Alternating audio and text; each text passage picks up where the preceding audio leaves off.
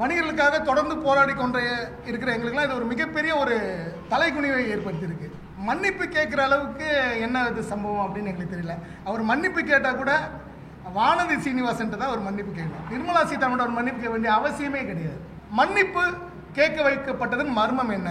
அப்படி அவர் அழுத்தம் கொடுத்து மன்னிப்பு கேட்க வைக்கப்பட்டார் என்றால் நிர்மலா சீதாராமன் தார்மீக பொறுப்பேற்று தன்னுடைய பதவியை ராஜினாமா செய்யணும். ஏன்னா இது போன்ற வழிகள்லாம் நிர்மலா சீதாராமனுக்கு தெரியாது. ஏன்னா அவர் முறைப்படி மக்களை சந்தித்து எம்பி ஆகி அவர் அமைச்சராக இருந்தால் அவருக்கு தெரிஞ்சிருக்கும் எதுக்கு ஜிஎஸ்டி போடணும், எதுக்கு ஜிஎஸ்டி போடக்கூடாது அப்படின்ட்டு. அது அவருக்கு ஒரு விளக்கம் ஒன்று கொடுக்குறாரு. அதான் முறைப்படி ஜிஎஸ்டி கவுன்சிலில் பல அமைச்சர்கள் பங்கு பெற்று தான் இந்த மாதிரி வரியை போட்டிருக்காங்கன்ட்டு. அவர் எந்த அமைச்சர் இந்த மாதிரி ஒரு முட்டாள்தனமான ஐடியாவை கொடுத்தான்னு எங்களுக்கு தெரியாது. இது போல் ஜிஎஸ்டியை ஃபஸ்ட்டு போடணுன்னா முதல்ல எங்களை கூப்பிட்டு பேசணும். அன்னபூர்ணா ஹோட்டலுக்கு ஓனரை கூப்பிட்டு பேசணுமா? ஏன் அன்னபூர்ணா ஹோட்டல் ஓனர் மட்டும் கோடீஸ்வரன் அவர் கூப்பிட்டு பேசினாங்களா? அதில் பங்கெடுத்துக்கிட்டது யார்? ஒன்று நிர்மலா சீதாராமன் ராஜினாமா பண்ணணும், இல்லைன்னா முதுகெலும்பு அற்று போய் மன்னிப்பு கேட்டார் பாருங்க சீனிவாசன், அவர் ராஜினாமா பண்ணணும். அதே போல் முதல்வர்கள் ஸ்டாலின் அவர்களும் வருகின்ற ஜிஎஸ்டி கவுன்சில் கூட்டத்தில் தயவு செஞ்சு வாயை திறந்து பேசணும். நாங்கள் ஒரு வேண்டுகோள் வைக்கிறோம். எப்பவுமே நிர்மலா சீதாராமன் சொல்கிறாங்க, தமிழ்நாட்டு சார்பாக யார் வந்து கலந்துக்கிட்டாலும் எந்த ஒரு கோரிக்கையும் வைக்க போகிறதில்லை. ஜிஎஸ்டி கவுன்சில் எது முடிவு எடுக்கிறதோ அதுதான் நடைமுறைப்படுத்தப்படுகிறது அப்படின்னு அவங்க தெளிவாக சொல்கிறாங்க. இப்போ நான் வியாபார சங்கத்தில் இருக்கேன், எனக்கு தனிப்பட்ட அரசியல் அபிலாஷியில் 1000 இருக்கும். போய் அப்படி ஒன்றும் விளக்க விடுவேன் இல்லை, போய் அம்மா நான் எந்த கட்சியும் சேர்ந்தவங்க கிடையாதுமா, நான் ஆர்எஸ்எஸ் காரன்னு நிர்மலா சீதாராமன் போய் இவரையா ஆர்எஸ்எஸ் காரன்னு சொல்லணும்? ஆர்எஸ்எஸ்க்கும் மத்திய அரசுக்கும் என்ன இருக்குது? உங்கள் எல்லாருக்குமே தெரியும். 2 நாளில் வலைதளங்களில் மதிப்பிற்குரிய மத்திய நிதி அமைச்சர் நிர்மலா சீதாராமன் அவர்கள் தான் இன்றைக்கி ட்ரெண்டில் இருந்தாங்க. சரி, அது ஜிஎஸ்டி பற்றி கேள்வி கேட்டாங்க, பதில் சொன்னாங்க, அதோடு விட்டலான்னு பார்த்தா ஒட்டுமொத்த வணிக இனமே தலைகுனியும் அளவுக்கு இன்றைக்கி அந்த அன்னபூர்ணாவோட முதலாளி போய் நிர்மலா சீதாராமன் அவர்கள்ட்ட மன்னிப்பு கேட்டாங்க அப்படின்ற ஒரு செய்தி இன்றைக்கி நீங்கள் எல்லாருமே பார்த்துருப்பீங்க. வணிகர்களுக்காக தொடர்ந்து போராடி கொண்ட இருக்கிற எங்களுக்குலாம் இது ஒரு மிகப்பெரிய ஒரு தலைகுனிவை ஏற்படுத்தியிருக்கு. மன்னிப்பு கேட்குற அளவுக்கு என்ன இது சம்பவம் அப்படின்னு எங்களுக்கு தெரியல. அவர் மன்னிப்பு கேட்டால் கூட வானதி சீனிவாசன் தான் அவர் மன்னிப்பு கேட்கணும். நிர்மலா சீதாராமன் அவர் மன்னிப்பு கேட்க வேண்டிய அவசியமே கிடையாது. ஏன்னா அது ஒரு நியாயமான கேள்வி. உங்கள் எல்லாருக்குமே தெரியும், இந்த விஷயத்தை நாங்கள் தொடர்ந்து பேசிகிட்டு இருக்கோம். உணவுப் பொருளுக்கு ஜிஎஸ்டி இருக்கக்கூடாது அப்படின்றது எங்களோட தொடர்ந்து ஒரு கொள்கை கோட்பாடு. இதே பத்திரிகையாளர் மன்றத்தில் நான் இதே ஒரு கேள்வி நான் எழுப்பியிருக்கேன். சாதாரண பண்ணுக்கு 5%, அதிலே க்ரீம் வச்சா 18%, ஸ்நாக்ஸுக்கு 12%. இது என்ன ஒரு முறையற்ற விஷயம்? வரி என்பது ருசிக்கு தான் போடணுமே தவிர பசிக்கு போடக்கூடாது. எங்களுடைய தொடர்ந்து ஒரு கோரிக்கை. அந்த ஒரு ஜிஎஸ்டி கவுன்சில் கூட்டத்தில், அதற்கான ஆலோசனை கூட்டத்தில் அவர் ஒரு முறையான கேள்வி தான் அவர் கேட்டிருக்காரு. என்ன கேட்டார்? பண்ணுக்கு 5% போட்டிங்க, ஆனால் அதில் கிரீமுக்கு இது, அதுவே காரத்துக்கு 12%. இது ஒரு முறையான கேள்வி தான், ஒரு தவறான கேள்வியே கிடையாது. அது நடந்துருச்சு, முடிஞ்சிருச்சு. ஆனால் அவர் மன்னிப்பு கேட்க வைக்கப்பட்டதன் மர்மம் என்ன? அப்படி அவர் அழுத்தம் கொடுத்து மன்னிப்பு கேட்க வைக்கப்பட்டார் என்றால் நிர்மலா சீதாராமன் தார்மீக பொறுப்பேற்று தன்னுடைய பதவியை ராஜினாமா செய்யணும். ஏன்னா இது போன்ற வழிகள்லாம் நிர்மலா சீதாராமனுக்கு தெரியாது. ஏன்னா அவர் முறைப்படி மக்களை சந்தித்து எம்பி ஆகி அவர் அமைச்சராக இருந்தால் அவருக்கு தெரிஞ்சிருக்கும் எதுக்கு ஜிஎஸ்டி போடணும், எதுக்கு ஜிஎஸ்டி போடக்கூடாது அப்படின்ட்டு. அது அவருக்கு ஒரு விளக்கம் ஒன்று கொடுக்குறாரு. அதான் முறைப்படி ஜிஎஸ்டி கவுன்சிலில் பல அமைச்சர்கள் பங்கு பெற்று தான் இந்த மாதிரி வரியை போட்டிருக்காங்கன்ட்டு. அவர் எந்த அமைச்சர் இந்த மாதிரி ஒரு முட்டாள்தனமான ஐடியாவை கொடுத்தான்னு எங்களுக்கு தெரியாது. இது போல் ஜிஎஸ்டியை ஃபஸ்ட்டு போடணுன்னா முதல்ல எங்களை கூப்பிட்டு பேசணும். நீங்கள் இத்தனைக்கும் நாங்கள் போன வருஷம் இந்த மே 5 வணிகர் தின மாநாட்டை நாங்கள் கோயம்புத்தூரில் நடத்தியிருந்தோம். நாங்கள் அவங்க ஏன் எங்களை முறைப்படி அவங்க அழைப்பு கொடுக்கல? ஒரு ஜிஎஸ்டி கவுன்சிலுக்கு ஒன்று கூப்பிட்றோன்னா இது மாதிரி இன்னும் கொஞ்ச நாள் கவுன்சில் கூட போகுது, அப்போது அதற்கான ஒரு முறைப்படியான விஷயங்கள் வேணும்னா அவங்க யாரை கூப்பிட்டு பேசணும்? அன்னபூர்ணா ஹோட்டலுக்கு ஓனரை கூப்பிட்டு பேசணுமா? ஏன் அன்னபூர்ணா ஹோட்டல் ஓனர் மட்டும் கோடீஸ்வரன் அவர் கூப்பிட்டு பேசினாங்களா? அதில் பங்கெடுத்துக்கிட்டது யார்? ஒன்று நிர்மலா சீதாராமன் ராஜினாமா பண்ணணும், இல்லைன்னா முதுகெலும்பு அற்று போய் மன்னிப்பு கேட்டார் பாருங்க சீனிவாசன், அவர் ராஜினாமா பண்ணணும். அவருக்கு என்ன தகுதி இருக்குது? அவர் வந்து ஒரு ஹோட்டல் அசோசியேஷன் ஓனராக இருக்கிறது, எதுக்கு போய் மன்னிப்பு கேட்டார்? நியாயமான கேள்வி தானே கேட்டார் அவர், தவறான ஒரு கேள்வி ஒன்று கேட்கலையே. அப்போது அந்த வீடியோ ரிலீஸ் பண்ணது யார்? இப்போ இன்றைக்காவது வானதி சீனிவாசனா முறைப்படி ஒரு பத்திரிகை சந்திப்பு வச்சு விளக்கம் கொடுத்தாங்க. அவர் நிர்மலா சீதாராமன்கிட்ட பேசுகிற அந்த வீடியோ லீக் பண்ணது யார்?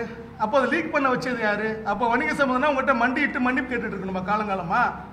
வணிகம் சமூகம் என்பது முதுகெலும்பு இருக்கிற சமுதாயம் தான் வணிக சமுதாயம். எங்களோட நாங்கள் வரி வாங்கி கொடுக்கறதுனா நீங்கள் அரசே நடத்திட்டு இருக்கீங்க. வேற எதில் அரசு நடக்குது? இன்னைக்கு வணிக சமூகத்தால் தான் அரசு நடக்குது.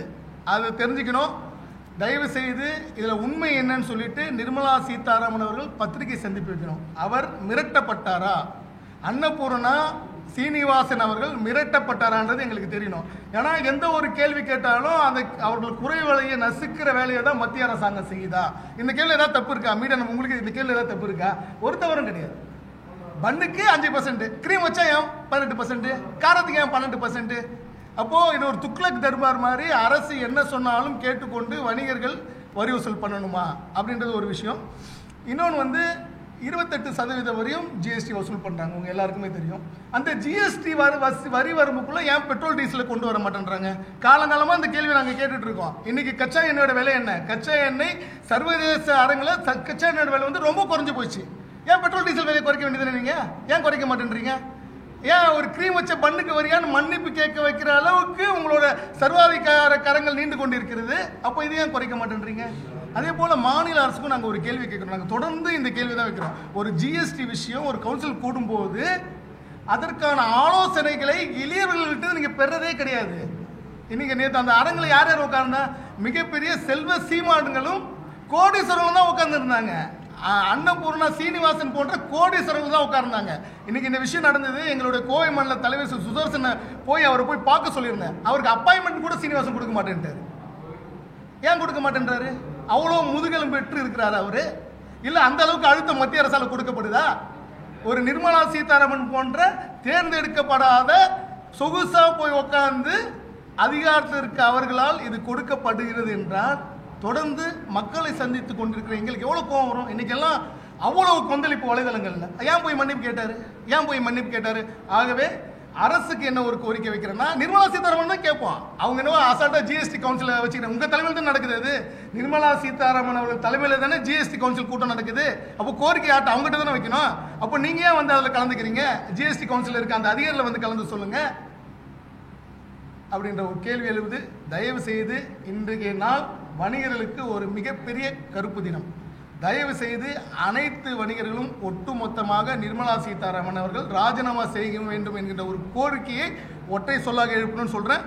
அப்படி இல்லை என்றால் அது மன்னிப்பு கேட்டதன் மர்மம் என்ன அப்படின்ற ஒரு விஷயத்தை வெளிக்கொண்டு வரணும். ஏன்னா இன்னைக்கு மதிப்பிற்குரிய ராகுல் காந்தி அவர்களே இதற்கு கண்டனம் தெரிவிச்சிருக்காரு. அப்போ இதோட வீரியம் என்னன்னு நீங்க தெரிஞ்சுக்கங்க. அது போன்ற ஒரு சக்தி வாய்ந்த ஊடகத்தில் தெரிஞ்ச ஒரு விஷயத்துக்கே இப்படி மிரட்டப்படுகிறார்கள் என்றால் ஊடகத்துக்கு தெரியாத எவ்வளோ விஷயங்கள் இந்த நாட்டில் நடந்துட்டு இருக்கு. அப்போ எளிய மனிதர்களுக்கு என்ன கதை அது தெரிஞ்சுங்க. அதே போல முதல்வர்கள் ஸ்டாலின் அவர்களும் வருகின்ற ஜிஎஸ்டி கவுன்சில் கூட்டத்தில் தயவு செஞ்சு வாயை தொடர்ந்து பேசணும். நாங்கள் ஒரு வேண்டுகோள் வைக்கிறோம். எப்பவுமே நிர்மலா சீதாராமன் சொல்றாங்க, தமிழ்நாட்டு சார்பாக யார் கலந்துக்கிட்டாலும் எந்த ஒரு கோரிக்கையும் வைக்க போறதில்லை. ஜிஎஸ்டி கவுன்சில் எது முடிவு எடுக்கிறதோ அதுதான் நடைமுறைப்படுத்தப்படுகிறது அப்படின்னு அவங்க தெளிவாக சொல்றாங்க. அதனால தமிழக அரசும், ஏன்னா இந்த விஷயம் வெளிச்சத்துக்கு வந்துருச்சு, அதனால இந்த ஜிஎஸ்டி கவுன்சில் ஒரு முக்கியமான கூட்டமாக இருக்கும். அதனால தமிழக சார்பாக நிதியமைச்சர் தங்கம் தென்னரசு அவர்களுக்கும் ஒரு கோரிக்கை வச்சுக்கிறேன். தயவு செய்து இந்த ஜிஎஸ்டி கவுன்சிலர் நீங்க போய் பேசுங்க. இது குறித்து ஒரு விஷயத்தை வானதி சீனிவாசன் அல்ல, நிர்மலா சீதாராமன் அவர்கள் ஊடக சந்திப்பு வச்சு அவர் மன்னிப்பு ஏன் கேட்டாரு, அந்த வீடியோ வெளியிட்டது யாரு? ஏன்னா இது இந்த மாதிரி ஒரு விஷயம் கிடையாது. பொத்தாம்பது வெளியில ஒரு அறையில் அவர் போய் சந்திக்கிறாரு. அங்கே ஒரு 5 இல்லைன்னா 10 பேர் தான் இருக்காங்க. அப்போ திட்டமிட்டு யார் கேள்வி கேட்டாலும் அவர்கள் மன்னிப்பு கேட்க வைக்கப்படுவார்களா அப்படின்ற ஒரு கேள்வியை நிர்மலா சீதாராமன் அவர்கள் விளக்க வேண்டும். வணிக சமூகம் சுயமாக வணிகம் செய்து செழிக்கின்ற ஒரு சமூகம், இந்த அரசை இயங்க வைக்கின்ற சமூகம். அந்த சமூகத்தை மன்னிப்பு கேட்க வைக்கிற அளவுக்கு மக்களால் தேர்ந்தெடுக்கப்படாத ஒரு நிதியமைச்சருக்கு இருக்குது என்றால் இது ஒரு வெட்கக்கேடான விஷயம். கண்டிப்பாக இதற்கு அவர்கள் பதில் சொல்லணும். வாழ்க சுதேசி வணிகம், வளர்க சுதேசி வணிகம். கண்டிப்பாக அவங்க என்ன பதில் சொல்கிறாங்கன்னு எங்களுக்கு தெரியல. இன்றைக்கி தான் வானதி சீசன் அவங்க பத்திரிகையாளர் சந்திப்பு வச்சு அவங்க தரப்பு விளக்கத்தை சொன்னாங்க. அவங்க மறுபடியும் என்ன சொன்னாங்க, நான் அந்த கடைக்கு ஏன் போனேன், எதுக்கு போனேன் அப்படின்ற ஒரு விஷயமாக தான் அந்த ஒரு விளக்கம் இருந்ததே தவிர அவர் ஏன் மன்னிப்பு கேட்க வைக்கப்பட்டார் அப்படின்ற விளக்கம் இல்லை. ஏன்னா அவர் மன்னிப்பு கேட்டால் வானதியை கேட்டதான் மன்னிப்பு கேட்கணும். நிர்மலா சீதாராமனை பற்றி அவர் எதுவுமே சொல்லி, அவர் ஜிஎஸ்டி பற்றி பேசினார். இந்த மாதிரி உங்கள் கடைக்கு வந்தாங்க, அதனால் அவர் மன்னிப்பு கேட்டால் அவங்ககிட்ட தான் மன்னிப்பு வைக்கணும். நிர்மலா சீதாராமன் மன்னிப்பு கேட்க வேண்டிய அவசியம் இல்லைல்ல. அந்த கேள்வி தான் எங்களுக்கு. அப்போ அந்த அழுத்தத்தை கொடுத்தது யார்? அப்படி உண்மையில அழுத்தம் கொடுப்பு இருந்தால் கண்டிப்பாக மத்திய அரசுக்கு எதிராக நாங்கள் போராட்டம் நடத்துவோம். கண்டிப்பாக நடத்துவோம். ஆமாங்க, ஒருத்தர் கேள்வி கேட்கிறாரு, அந்த கேள்வி கேட்க உங்களுக்கு பதில் சொல்ல திராணி இல்லை, பதில் சொல்லியிருந்தா பரவாயில்ல, அதை விட்டு நாளைக்கு அவர் போய் யாரு ஆமா அவர் விளக்கம் கொடுக்கணும். இப்ப அவர் போய் நான் பயந்து போய் மன்னிப்பு கேட்டா முதுகெலும்பு இல்லாத நீல இதுக்கு ஹோட்டல் சங்க தலைவரா இருக்கிற ஒரு கேள்வி கேட்கிற ஒரு தார்மீக ஒரு மத்திய அமைச்சர் ஒரு கேள்வி கேட்குறீங்க, அடுத்த நாள் போய் நீ ஏன் மன்னிப்பு கேட்கிற, அது கூட ஒரு முதுகெலும்பு இல்லை, நீ எதுக்கு ஹோட்டல் எதுக்கு தலைவராக இருக்கிறீங்க, பதவி விலகுங்க, ஒட்டுமொத்த வணிக சமூகத்தை தானே நீங்க கவலைப்படுத்துறீங்க, அது உங்களுக்கான இருக்கா? இன்னைக்கு பொதுமக்கள் தான் நினைப்பாங்க பா இதனால நீங்க அவங்க வீரவாசனம் பேசுவாங்கப்பா நாளை போய் மன்னிப்பு கேட்பாங்க அப்படின்ற ஒட்டுமொத்த வணிக சமூகத்துக்கான ஒரு இருக்கு தானே. அதனால அவர் அழுத்தம் தரப்பட்டு இருந்தால் நிர்மலா சீதாராமன் மன்னிப்பு கேட்டு விலகணும், இல்லைன்னா அவர் மன்னிப்பு கேட்டு பதவி விலகணும், அவ்வளவுதான். உண்மைத்தன்மை என்னன்னு வெளில தெரியும், அவ்வளவுதான். ஆமா கண்டிப்பா மத்திய அரசு தான் கொடுத்துருக்கோம். அவர் போய் வாண்டடா போய் நான் எந்த கட்சியை சேர்ந்தவன் விளக்கம் கொடுக்க வேண்டிய அவசியம் இல்லை, நான் RSS சேர்ந்தவன் விளக்கம் கொடுக்க வேண்டிய அவசியம் கிடையாதுல்ல. இப்போ நான் வியாபார சங்கத்தில் இருக்கேன், எனக்கு தனிப்பட்ட அரசியல் அபிலாஷியில் 1000 இருக்கும், போய் அப்படி ஒன்று விளக்க விடுவேன் இல்லை, போய் அம்மா நான் எந்த கட்சியும் சேர்ந்தவன் கிடையாதுமா, நான் RSS காரமானு நிர்மலா சீதாராமன் போய் இவர் ஏன் RSS காரன்னு சொல்லணும்? RSSக்கும் மத்திய அரசுக்கும் என்ன இருக்கு? அப்போ மோகன் பகவத் தான் இந்த அரசை இயக்குறாரா அப்படின்னு ஒரு கேள்வி சாமானிய கேள்வி இல்லை. இவர் அந்த விளக்கத்தை அங்கே கொடுக்க வேண்டிய அவசியம் கிடையாதுல்ல. அப்போ RSS காரன் என்ன தப்பு பண்ணாலும் மன்னிச்சிருவாங்களா? RSS காரன் என்ன தப்பு பண்ணாலும் மன்னிச்சிருவாங்களா? அதனால இது தெளிவான ஒரு விளக்கத்தை கொடுக்கணும். நாங்களே எளிமையான வணிகர்கள், எளிமையான ஆட்கள், தொடர்ந்து அரசுக்கு வரி வாங்கி கொடுக்குற வேலையை மட்டும் தான் நாங்கள் பண்ணுறோம். இதுக்கான கோரிக்கை பல மாட்டி வச்சுருக்கோம்.